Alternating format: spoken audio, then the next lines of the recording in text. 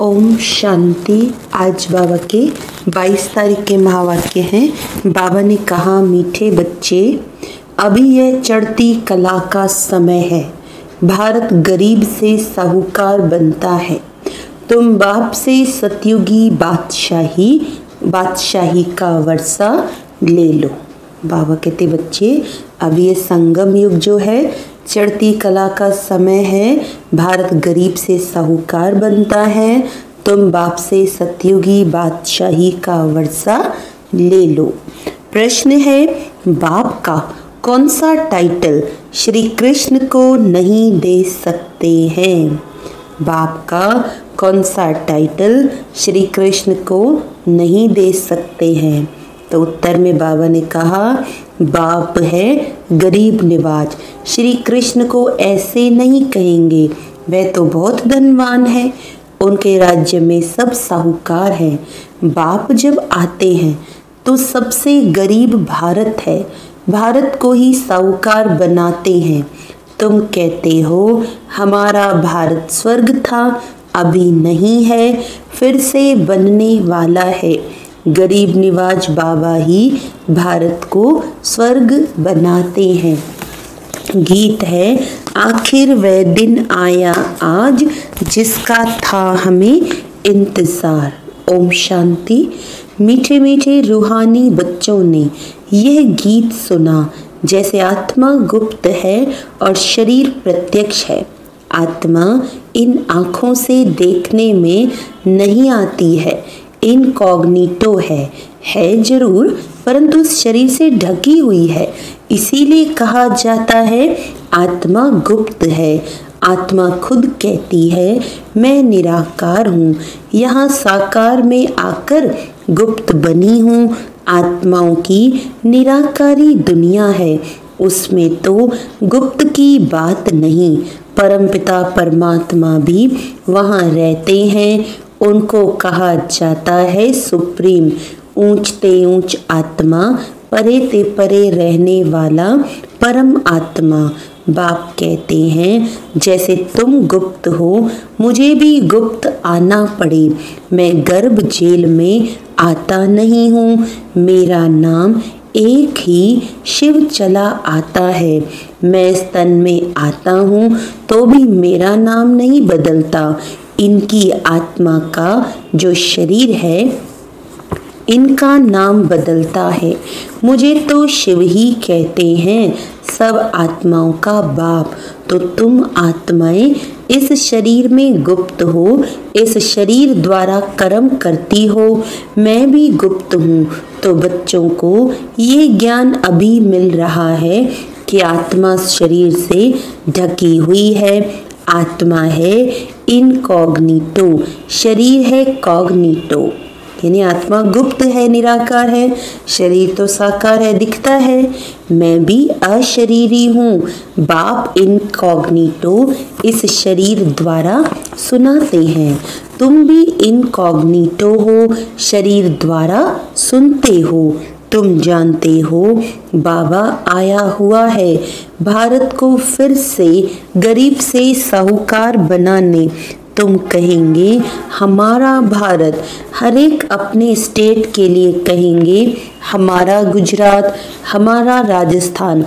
हमारा कहने से उसमें मोह रहता है।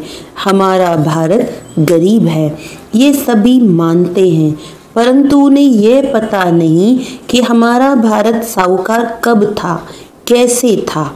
तुम बच्चों को बहुत नशा है। हमारा भारत तो बहुत साहूकार था, दुख की बात नहीं थी। सतयुग में दूसरा कोई धर्म नहीं था, एक ही देवी देवता धर्म था। ये किसी को पता नहीं है। यह जो वर्ल्ड की हिस्ट्री ज्योग्राफी है, ये कोई नहीं जानते। अभी तुम अच्छी रीति समझते हो। हमारा भारत बहुत साहूकार था, अभी बहुत गरीब है। अब फिर बाप आए हैं साहूकार बनाने। भारत सतयुग में बहुत साहूकार था, जबकि देवी देवताओं का राज्य था। फिर वह राज्य कहाँ चला गया ये कोई नहीं जानते। ऋषि मुनि आदि भी कहते थे हम रचता और रचना को नहीं जानते हैं। बाप कहते हैं सतयुग में भी देवी देवताओं को रचता और रचना के आदि मध्य अंत का ज्ञान नहीं था। अगर उन्हों को भी ज्ञान हो कि हम सीढ़ी उतरते कलयुग में चले जाएंगे तो बादशाही का सुख भी न रहे, चिंता लग जाए। अभी तुमको चिंता लगी हुई है। हम सतो प्रधान थे, फिर हम सतो प्रधान कैसे बने? हम आत्माएं जो निराकारी दुनिया में रहती थी वहां से फिर कैसे सुख धाम में आए, यह भी ज्ञान है। हम अभी चढ़ती कला में हैं। ये 84 जन्मों की सीढ़ी है। ड्रामा अनुसार हर एक एक्टर नंबरवार अपने अपने समय पर आकर पार्ट बजाएंगे। अब तुम बच्चे जानते हो गरीब निवाज किसको कहा जाता है, ये दुनिया नहीं जानती। गीत में भी सुना आखिर वह दिन आया आज जिस दिन का रास्ता तकते थे सब भक्त हैं। भगवान कब आकर हम भक्तों को भक्ति मार्ग से छुड़ाए सदगति में ले जाएंगे, यह अभी समझा है। बाबा फिर से आ गया इस शरीर में। शिव जयंती भी मनाते हैं तो जरूर आते हैं। ऐसे नहीं कहेंगे मैं कृष्ण के तन में आता हूँ। नहीं, बाप कहते हैं कृष्ण की आत्मा ने 84 जन्म लिए हैं।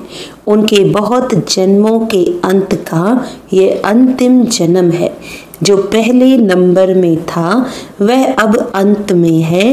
तत्वतम मैं तो आता हूँ साधारण तन में, तुमको आकर बतलाता हूँ तुमने कैसे 84 जन्म भोगे हैं। सरदार लोग भी समझते हैं एक ओंकार परमपिता परमात्मा बाप है, वह बरोबर मनुष्य से देवता बनाने वाला है। तो क्यों नहीं हम भी देवता बने? जो देवता बने होंगे वह एकदम चटक पड़ेंगे। जो 5000 साल पहले बाबा के ज्ञान को समझा, बाबा को समझा, तो वो तो अभी भी एकदम चटक पड़ेंगे। देवी देवता धर्म का तो एक भी अपने को समझते नहीं। और धर्मों की हिस्ट्री बहुत छोटी है। कोई की 500 वर्ष की, कोई की 1250 वर्ष की। तुम्हारी हिस्ट्री है 5000 वर्ष की। देवता धर्म वाले ही स्वर्ग में आएंगे और धर्म तो आते ही बाद में हैं। देवता धर्म वाले भी अब और धर्मों में कन्वर्ट हो गए हैं ड्रामा अनुसार। फिर भी ऐसे कन्वर्ट हो जाएंगे, फिर अपने अपने धर्म में लौटकर आएंगे। बाप समझाते बच्चे तुम तो विश्व के मालिक थे, तुम भी समझते हो बाबा स्वर्ग की स्थापना करने वाला है, तो हम क्यों नहीं स्वर्ग में होंगे? बाप से हम वर्षा जरूर लेंगे। तो इससे सिद्ध होता है ये हमारे धर्म का है। जो नहीं होगा वह आएगा ही नहीं। कहेंगे पराये धर्म में क्यों जाएं? तुम बच्चे जानते हो सतयुग नई दुनिया में देवताओं को बहुत सुख थे, सोने के महल थे। सोमनाथ के मंदिर में कितना सोना था, ऐसा कोई दूसरा धर्म होता ही नहीं।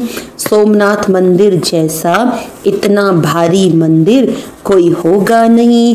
बहुत हीरे जवाहरात थे बुद्ध आदि के, कोई हीरे जवाहरातों के महल थोड़े ही होंगे। तुम बच्चों को जिस बाप ने इतना ऊंच बनाया है उनकी तुमने कितनी इज्जत रखी है? इज्जत रखी जाती है ना, समझते हैं अच्छा कर्म करके गए हैं। अभी तुम जानते हो सबसे अच्छे कर्म पतित पावन बाप ही करके जाते हैं। तुम्हारी आत्मा कहती है सबसे उत्तम से उत्तम सेवा बेहद का बाप आकर करते हैं। हमको रंक से राव, बैगर से प्रिंस बना देते हैं। जो भारत को स्वर्ग बनाते हैं उनकी अभी कोई इज्जत नहीं रखते। तुम जानते हो ऊंच से ऊंच मंदिर गाया हुआ है। सबसे ऊंच से ऊंच मंदिर सोमनाथ का बना, जिसको लूट गए। लक्ष्मी नारायण के मंदिर को कभी कोई ने लूटा नहीं है, सोमनाथ के मंदिर को लूटा है। तो बाबा कहते देखो बच्चे, सबसे ज्यादा गिलानी दुनिया वालों ने मेरी की कि भगवान तो ऐसा है, भगवान ऐसा, भगवान को कण कण में बिठा दिया। और मंदिरों में भी जब सोमनाथ का इतना आलीशान मंदिर बना तो बाबा कह रहे सोमनाथ के मंदिर को लूटा, लक्ष्मी नारायण के मंदिर को कभी कोई ने लूटा नहीं। भक्ति मार्ग में भी बहुत धनवान होते हैं, राजाओं में भी नंबरवार होते हैं ना। जो ऊंच मर्तबे वाले होते हैं तो छोटे मर्तबे वाले उन्हों की इज्जत रखते हैं, दरबार में नंबरवार बैठते हैं। बाबा तो अनुभवी है ना। यहाँ की दरबार है पतित राजाओं की, पावन राजाओं की दरबार कैसी होगी, जबकि उन्हों के पास इतना धन है तो उन्हों के घर भी इतने अच्छे होंगे। अभी तुम जानते हो बाप हमको पढ़ा रहे हैं, स्वर्ग की स्थापना करा रहे हैं। हम महारानी महाराजा स्वर्ग के बनते हैं, फिर हम गिरते गिरते भक्त बनेंगे तो पहले पहले शिव बाबा के पुजारी बनेंगे। जिसने स्वर्ग का मालिक बनाया उनकी ही पूजा करेंगे, वह हमको बहुत साहूकार बनाते हैं। अभी भारत कितना गरीब है। जो जमीन 500 रुपए में ली थी उसकी वैल्यू आज 5000 से भी अधिक हो गई है। यह सब है आर्टिफिशियल दाम। वहाँ तो धरती का मूल्य होता नहीं, जिसको जितना चाहिए ले लेवे। ढेर की ढेर जमीन पड़ी होगी, मीठी नदियों पर तुम्हारे महल होंगे, मनुष्य बहुत थोड़े होंगे, प्रकृति दासी होगी, फल फूल बहुत अच्छे मिलते रहते हैं। अभी तो कितनी मेहनत करनी पड़ती है तो भी अन्न नहीं मिलता, मनुष्य बहुत भूख प्यास में मरते हैं। तो गीत सुनने से तुम्हारे रोमांच खड़े हो जाने चाहिए। बाप को गरीब निवाज कहते हैं। गरीब निवाज का अर्थ समझाना, किसको साहूकार बनाते हैं। जरूर जहाँ आएगा उन्हीं को ही साहूकार बनाएगा ना। तुम बच्चे जानते हो हमको पतित से पावन बनने में, पावन से पतित बनने में, पतित से पावन बनने में 1 सेकंड और पावन से पतित बनने में 5000 वर्ष लगते हैं। अभी फिर फट से बाबा पतित से पावन बनाते हैं, ऊंचते ऊंच बनाते हैं। 1 सेकंड में जीवन मुक्ति मिल जाती है। कहते हैं बाबा हम आपका हूँ। बाप कहते हैं बच्चे तुम विश्व का मालिक हो। बच्चा पैदा हुआ और वारिस बना, कितनी खुशी होती है। बच्ची को देख चेहरा उतर जाता। या तो सभी आत्माएं बच्चे हैं। अभी पता पड़ा है कि हम 5000 वर्ष पहले स्वर्ग के मालिक थे। बाबा ने ऐसा बनाया था। शिव जयंती भी मनाते हैं, परंतु यह नहीं जानते कि वे कब आया था। लक्ष्मी नारायण का राज्य था, ये भी कोई नहीं जानते। जयंती मनाते, सिर्फ लिंग के बड़े बड़े मंदिर बनाते, परंतु वे कैसे आया, क्या आकर किया, कुछ भी नहीं जानते। इसको कहा जाता है ब्लाइंड फेथ, अंधश्रद्धा। उनको ये पता ही नहीं है कि हमारा धर्म कौन सा है, कब स्थापन हुआ, और धर्म वालों को पता है बुद्ध कब आया, तिथि तारीख भी है। शिव बाबा की, लक्ष्मी नारायण की कोई तिथि तारीख नहीं है। 5000 वर्ष की बात को लाखों वर्ष लिख दिया है। लाखों वर्ष की बात किसको याद आ सकेगी। भारत में देवी देवता धर्म कब था ये समझते नहीं हैं। लाखों वर्ष के हिसाब से तो भारत की आबादी सबसे बड़ी होनी चाहिए, भारत की जमीन भी सबसे बड़ी होनी चाहिए। लाखों वर्ष में कितने मनुष्य पैदा होते, बेशुमार मनुष्य हो जाएं, इतने तो हैं नहीं और ही कमती हो गए हैं। ये सब बातें बाप बैठ समझाते हैं, मनुष्य सुनते हैं तो कहते हैं ये बातें तो कभी नहीं सुनी, न कोई शास्त्र में पढ़ी, ये वंडरफुल बातें हैं। अभी तुम बच्चों की बुद्धि में सारे चक्र की नॉलेज है, ये बहुत जन्मों के अंत में अब पतित आत्मा है।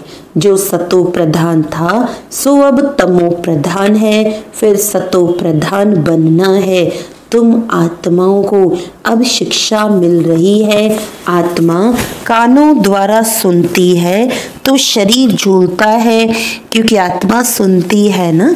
देखो हम कानों द्वारा सुनते हैं तो जो बात स्वीकार हो रही कुछ भी है तो शरीर ऐसे हिलता जाता है, क्योंकि आत्मा सुन रही है। शरीर में आत्मा है तभी शरीर में मूवमेंट होता है। तो बरोबर हम आत्माएं 84 जन्म लेती हैं। 84 जन्म में माँ बाप जरूर 84 मिले होंगे, ये भी हिसाब है ना।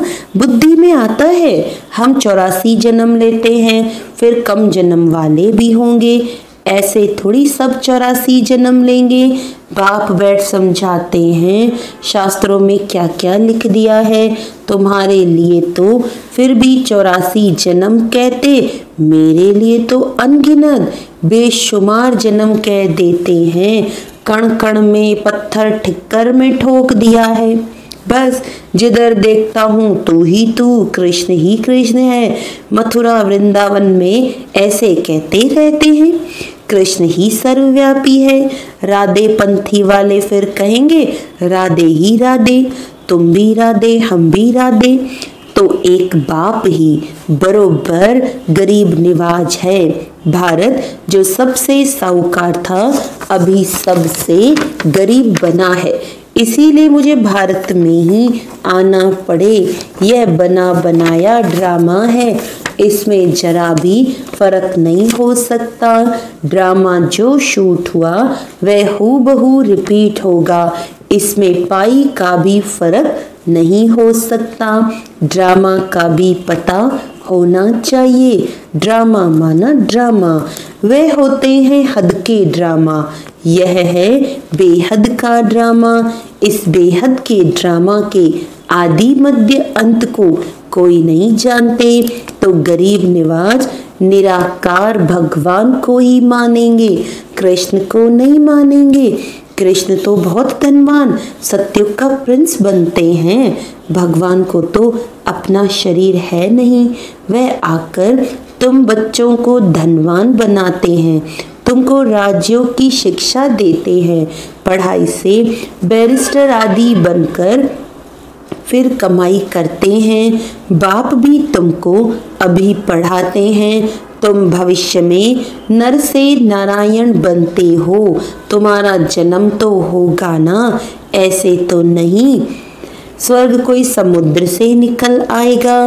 कृष्ण ने भी जन्म लिया ना, कंसपुरी आदि तो उस समय थी नहीं। कृष्ण का कितना नाम गाया जाता है, उनके बाप का गायन ही नहीं। उनका बाप कहाँ है? जरूर कृष्ण किसी का बच्चा होगा ना। कृष्ण जब जन्म लेते हैं तब थोड़े बहुत पतित भी रहते हैं, जब वह बिल्कुल खत्म हो जाते हैं तब वह गद्दी पर बैठते हैं, अपना राज्य ले लेते हैं, तब से ही उनका संवत शुरू होता है। लक्ष्मी नारायण से ही संवत शुरू होता है। तुम पूरा हिसाब लिखते हो, इनका राज्य इतना समय, फिर इनका इतना समय, तो मनुष्य समझेंगे ये कल्प की आयु बड़ी हो नहीं सकती। 5000 वर्ष का पूरा हिसाब है। तुम बच्चों की बुद्धि में आता है ना, हम कल स्वर्ग के मालिक थे, बाप ने बनाया था, तब तो उनकी हम शिव जयंती मना रहे हैं। तुम सबको जानते हो, क्राइस्ट, गुरु नानक आदि फिर कब आएंगे ये तुमको नॉलेज है। वर्ल्ड की हिस्ट्री, ज्योग्राफी हूबहू रिपीट होती है। ये पढ़ाई कितनी सहज है। तुम स्वर्ग को जानते हो, बरोबर भारत स्वर्ग था। भारत अविनाशी खंड है। भारत जैसी महिमा और कोई की हो नहीं सकती। सबको पतित से पावन बनाने वाला एक ही बाप है। अच्छा, मीठे मीठे सिकिलदे बच्चों प्रति माता पिता बाप दादा का याद प्यार और गुड मॉर्निंग। रूहानी बाप की रूहानी बच्चों को नमस्ते। हम रूहानी बच्चों की रूहानी बाप दादा को याद प्यार गुड मॉर्निंग, नमस्ते नमस्ते नमस्ते जी। धारणा के लिए मुख्य सार है, ड्रामा के आदि मध्य अंत का ज्ञान बुद्धि में रखते हुए सब चिंताएं छोड़ देनी है। ये ड्रामा बड़ा कल्याणकारी है, इसलिए बाबा कह रहे इसके आदि मध्य अंत को बुद्धि में रखकर सारी चिंताएं छोड़ दो। एक सतो प्रधान बनने की चिंता रखनी है। गरीब निवाज बाबा भारत को गरीब से साहूकार बनाने आया है। उनका पूरा पूरा मददगार बनना है। अपनी नई दुनिया को याद कर सदा खुशी में रहना है। वरदान है, एक साथ 3 रूपों से सेवा करने वाले। एक साथ 3 रूपों से सेवा करने वाले मास्टर त्रिमूर्ति भव। जैसे बाप सदा 3 स्वरूपों से सेवा पर उपस्थित है, बाप, शिक्षक और सतगुरु, ऐसे आप बच्चे भी हर सेकंड मन, वाणी और कर्म तीनों द्वारा साथ साथ सर्विस करो। तब कहेंगे मास्टर त्रिमूर्ति। मास्टर त्रिमूर्ति बन जो हर सेकंड तीनों रूप से सेवा पर उपस्थित रहते हैं, वही विश्व कल्याण कर सकेंगे। क्योंकि इतने बड़े विश्व का कल्याण करने के लिए जब एक ही समय पर तीनों रूप से सेवा हो, तब ये सेवा का कार्य समाप्त हो। स्लोगन है, ऊंच ब्राह्मण वह है जो अपनी शक्ति से बुरे को अच्छे में बदल दे। ऊंच ब्राह्मण वह है जो अपनी शक्ति से बुरे को अच्छे में बदल दे। अच्छा, ओम शांति।